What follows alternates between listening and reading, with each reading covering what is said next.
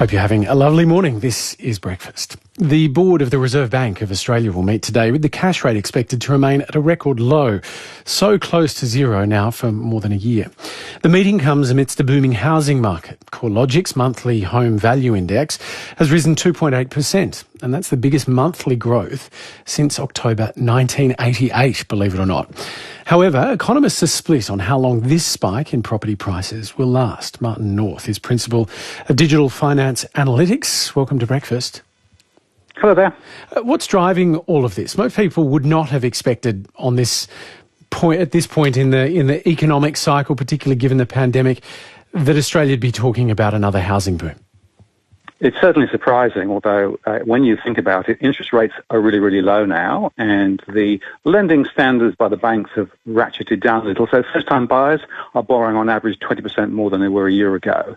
And first-time buyers are a large proportion of the people coming into the market at the moment, thanks to government policy, thanks to, of course, the superannuation drawdowns and even money from bank of mum and dad. So that's one element.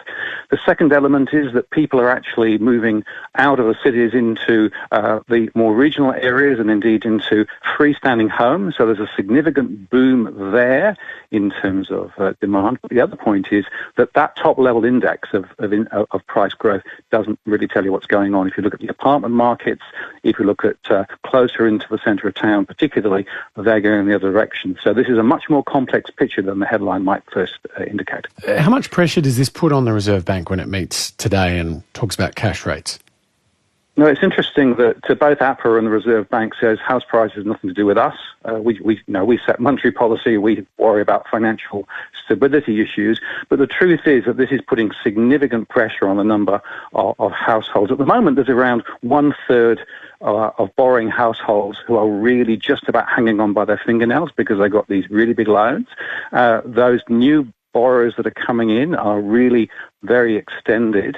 It's interesting that in New Zealand, of course, now the Reserve Bank of New Zealand has been given a specific accountability for home prices as part of its monetary policy. We don't have that here. I think the Reserve Bank will steer its current course, which is rates will stay low for a very long time until we see wages growth. Wages growth won't happen until unemployment drops to, say, below 4%. That's 2 to 3 years out. But I think that we might see rates on real mortgages rise before that. So in terms of, for young people trying to buy their first home at the moment, are they still seeing the same number of investors competing with them for properties that existed prior to the pandemic? No, the investor market has definitely cracked away. So there are a lot of high-rise investors who are losing money hand over fist. They can't rent the property out. Particularly in the centres of Sydney and Melbourne, for example. The capital value of those are dropping as well. A lot of them have problems with structural defects and flammable cladding, so the strata fees have risen significantly. Property investors with houses, though, are doing somewhat better, and it's interesting that if you look at some of the listings, there are more houses for rent than there are for sale at the moment. So why is that not having much of a dampening effect on this housing market?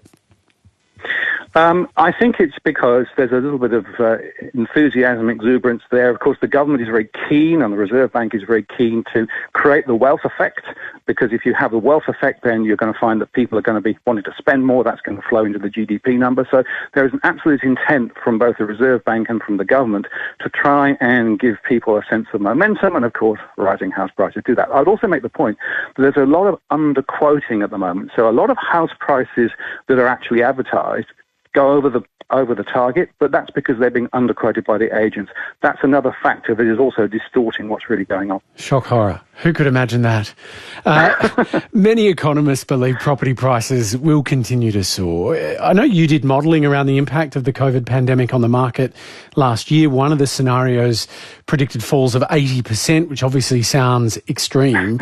Did any of your scenarios take this sort of thing into account? Did anything suggest we'd be here? Well, certainly 6 to 9 months ago, even like the CBA was saying, could be down 32%. And so my scenarios included some significant downside, some small upside. I've had to revise up my upside based on what's happened with the low interest rates. And of course, the Reserve Bank said, look, cut rates by 1% and prices will go up 30% over 3 years. That's their modelling.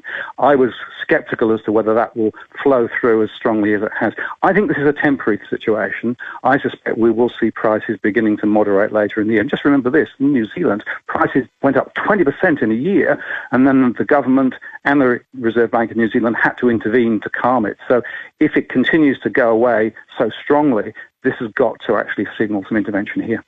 What makes you think that they'll moderate later in the year? So three things. Firstly, the first-time buyer situation is changing. Some of the incentives are being removed. Secondly, the job seeker, the job keeper thing is coming to an end. There's also the factor that now those in the rental sector are no longer protected, so that's going to change that dynamic in the market.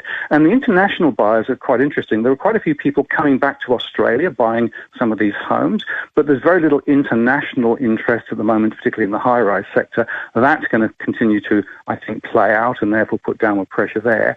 And, the other point is, banks may well have to start putting up interest rates independent of the Reserve Bank because the cost of money is going up because the yield curve is moving against them. They've actually already stopped some of the 4-year and 5-year really cheap money that was there previously. So I wouldn't be surprised to see a small upward inflection in repayments. And remember that, of course, if repayments go up when people have big debts, that hits them immediately. When you look back, very briefly, at that modelling that's sort of pointing to falls of up to 80%, does that feel a bit crazy now?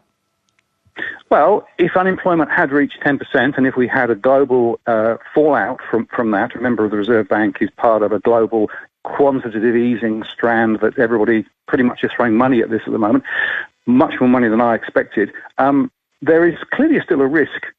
Reading the risk is quite hard. It's probably not on the downside as far as perhaps some of my more adverse scenarios, but I think we still need to be careful. We'll have to leave it there. Martin North, thank you so much for your time. Good to talk to you. Principal of Digital Finance Analytics, Martin North.